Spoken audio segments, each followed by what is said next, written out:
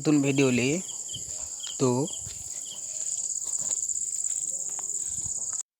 তোমরা কদিন থেকে বলছিলে যে পিক্সেল ট্যাবে কি করে ফটো এডিট করতে হয় সেটা আমি তোমাদেরকে শিখিয়ে দেব। তো প্রথমে তোমাদেরকে যেতে হবে পিক্সেল ট্যাব অ্যাপে, যেটা তোমরা প্লে স্টোর থেকে ডাউনলোড করে নেবে। পিক্সেল ট্যাব, তো পিক্সেল ট্যাব অ্যাপটা ক্লিক করার পর, তো আমি শর্টভাবে বুঝিয়ে দিচ্ছি যেহেতু আমার এখন সময় নেই।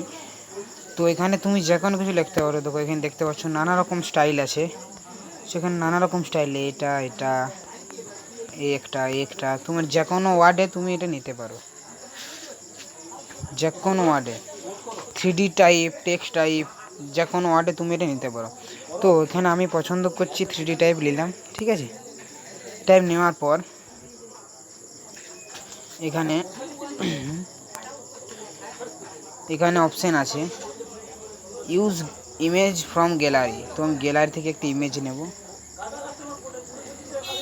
তোমরা তো এটাই বলেছিলে যে কীভাবে গ্যালারি থেকে একটা ইমেজ নিয়ে পিক্সেল ট্যাবের দ্বারা এডিট করা। তো আমি ছবিটা ধরো এডিট করলাম, ক্লিক করে দিলাম। ক্লিক করার পর তুমি যদি নামও লিখতে চাও, এখানে যদি নাম, যেমন এখানে ক্লিক করলে এডিট অপশানে, তো প্রথমে লেখার জন্য এখানে তোমাদেরকে ক্লিক করতে হবে এই বাটনটিতে। তো এই বাটনটি ক্লিক করার পর এরকম একটা ইন্টারফেস দেখা দেবে। বাটনটি ক্লিক করলে এখানে টেক্সট দিয়ে এখানে তোমরা যে কোনো একটা নাম লিখবে। যখন আমি ধরো লিখলাম RM রাম, দিয়ে ওকে করে দিলাম।